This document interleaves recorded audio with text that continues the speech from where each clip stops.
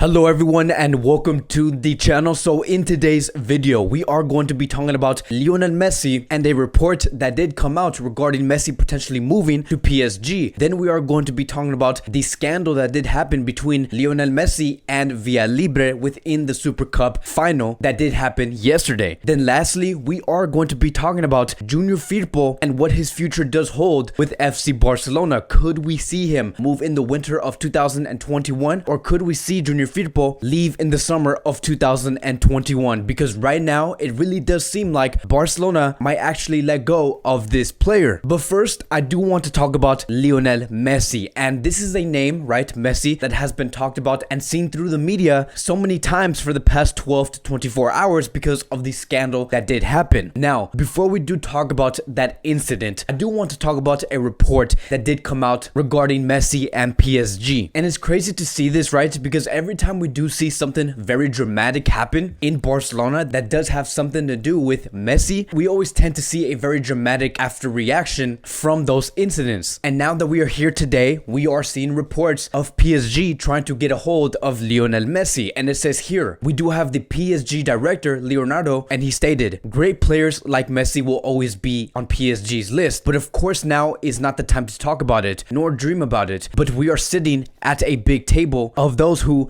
we're following closely. Then he continues to say, in fact, no, we're not sitting yet, but our chairs are reserved just in case. And you can get a sense, right, that PSG do feel very entitled to bring Messi in because they do have the players that might potentially attract Messi. They have Neymar, they have Di Maria. Those are two players that Messi is very close with. And PSG also do have the financial backing in order to make it happen and to sign the players that could potentially help Messi to performing much better. In other words, a better sporting project. But let me tell you guys one thing. Messi will not be going to PSG anytime soon. And I'm only saying this because, first of all, yes, we did experience a dramatic loss against Athletic Club, but that does not mean that Messi is going to be looking for a move elsewhere just because we did lose a couple of hours ago. Again, I do think that this is just a very dramatic, immediate after reaction. People are going to be wanting to say things and saying that we do want Lionel Messi and we are going to be following Messi closely. There is also going to be reports stating that Messi could be angry at the club. He might be quitting. He could finally have his last straw against Athletic Club. So it's very normal to hear stuff like this. And there's also no reliable sources claiming that Messi is going to be leaving or PSG trying to attempt the signature of Messi. As of now, it is safe to say that Messi will not be moving anywhere. But now I do want to move on towards the scandal that did happen between Villalibre and Messi. And so look, within the scene, we did see Messi completely knock down that player onto the ground. We saw Messi knock out that player and slap him on the head. And why? It was because of frustration. It was because of annoyance. And you can almost get a sense, right? For those of you guys who did watch that game, you can get a sense that the only reason why Villalibre was placed on the field, knowing that they were going to try and go on extra time, it almost really does seem like he was placed there to just cause destruction, to look for the red cards, to complain for every foul, because that was basically what he was doing. Villalibre was not there to play actual football against Barcelona. He was there to cause damage, complain about every foul, and foul the opposition. And that is certainly not a way to play football, and that is certainly not a way you're ever going to get respected in the world of football. Players like that usually never tend to be around for very long. But obviously what we have seen within that scene, in result, it has been reported that Messi could be punished. And it says here, according to Rack 1, Carmen Perez, the president of the competition committee and sole judge, will now decide the sanction of Messi tomorrow at noon instead of Wednesday. Then we also do have Moises Llorens, who has furthered the detail of this potential sanction, and he has stated that the competition committee will meet this week to decide the length of Messi's suspension. He is certain to miss 2 games, but it could be doubled depending on how the committee categorizes the foul. The ban will serve across La Liga and the Copa del Rey, and that is going to be the goal of these meetings that they are going to be having. They are going to try and see, okay, how long should we keep Messi out from the game? Is it going to be 2 games or is it going to be 4 games? And of course, we are going to see Barcelona, the club, fight for this case. And we do have multiple sources claiming that Barcelona will present their allegations and challenge the red card shown to Messi to reduce his sanction. The legal department of the club is already working on it. They continue to say the club will not appeal, but they are working on the argument to reduce his sanction if it is longer than 2 games. And that's going to be the key, right? It's going to really depend on how the club interprets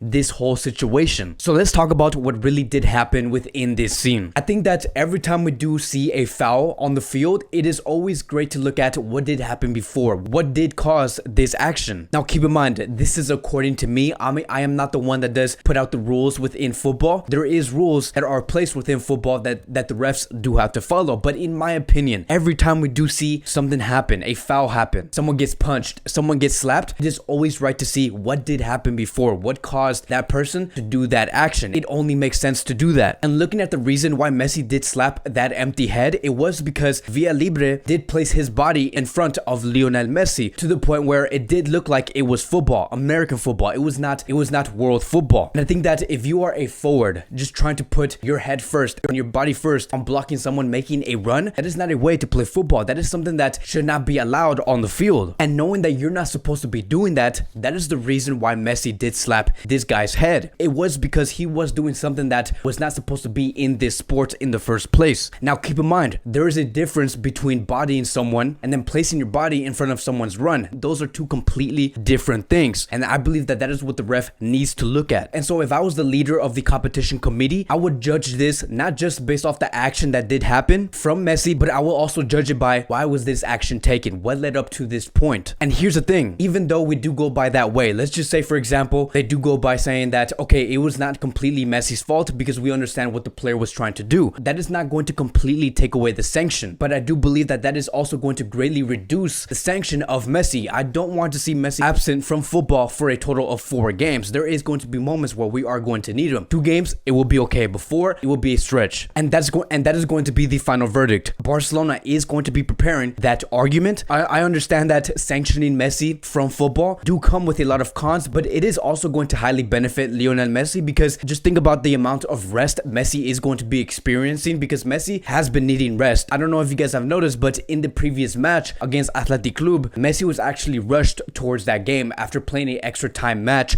against Real Sociedad. So it is going to be much needed. I do think that this is going to be a time for Messi to recover. I do think that 2 games is enough for him to recover and then return much stronger. And now I do want to move towards the last topic of today, and we are going to be talking about Junior Firpo. So this has been a player who has been reported to move away from Barcelona so many times for the past 7 months. We have seen so many clubs demanding the services of this player. And looking at the overall stats and appearances Firpo has made for Barcelona in this season, he has appeared in a total of 10 games, but has only played a total of 396 minutes. And I do believe that this is showing that Barcelona have no faith in Junior Firpo, which is why we are seeing Firpo not get enough minutes on the field. And it says here, according to Moisés Llorens, AC Milan and West Ham have sounded out a move for Junior Firpo. The Italian club has made an inquiry over a loan deal, but Barcelona would rather let Firpo go on a permanent deal. Now, this is where it gets very interesting, right? Because notice how it did say in that last sentence that Barcelona would much rather let Firpo go on a permanent deal. So here's the thing, right? Barcelona do still have the exact same sporting director. They also do have Ronald Koeman, and they work very closely to understand the performances of the players in this team. How are they doing? Are they helping this club? Are they making this team better? Are they hurting this team even more? Those are the type of analysis they are doing and have been doing for the past 4 to 5 months. And the sporting director, Ramon Planes, has also explained that he does have a list of players that they do want in order for them to improve as a team. And he is going to be showing that list of players to the next upcoming president of Barcelona. But this is why I do say that this does get very interesting, because in order for you to understand what type of players you do want in this club, you also need to know what type of players do need to leave from this team. And so hearing that Barcelona would much rather let go of Firpo on a permanent deal, I do think that Barcelona do have a plan in place in order to replace Junior Firpo. Somewhere within that list, they do have a player in mind to replace this player. Now, I can't tell you exactly who that player might be, but there has been players that has been linked to this club, like Theo Hernandez, Angelino, Gaia, and we also do have Alejandro Balde from Barcelona B. Now, this leads up to a very serious question. What left back player is possible to bring in Barcelona within the next 8 to 9 months? And it says here, according to Moisés Llorens, they have made moves to find a new left back, but they are not in a position to sign players this month following the delay of the election. And so let me ask you guys this. If Firpo does depart in January, let's just say, for example, Firpo says, okay, fine, I'm going to leave because I'm not getting minutes and you guys do not want me. Let's just say that does happen. What does Barcelona do next? And I do believe that because of what Moisés Llorens did just state, saying that Barcelona is not in a position to sign a new left back, I do think that the safest option should be to sell Firpo Firpo and promote Alejandro Balde from Barcelona B. I do think that this is the best alternative for this club because yes, you do gain funds and you also do promote a brand new academy player. But that is where I do stand regarding Junior Firpo. There is a plan in place, but there is no idea on what's going to be Barcelona's first alternative on what they want to do once Firpo does depart from this club. But that's going to be it for today's Barcelona Daily News. Thank you guys so much for watching. If you guys are new here, welcome to the channel. Please like, subscribe, comment, and I will see you guys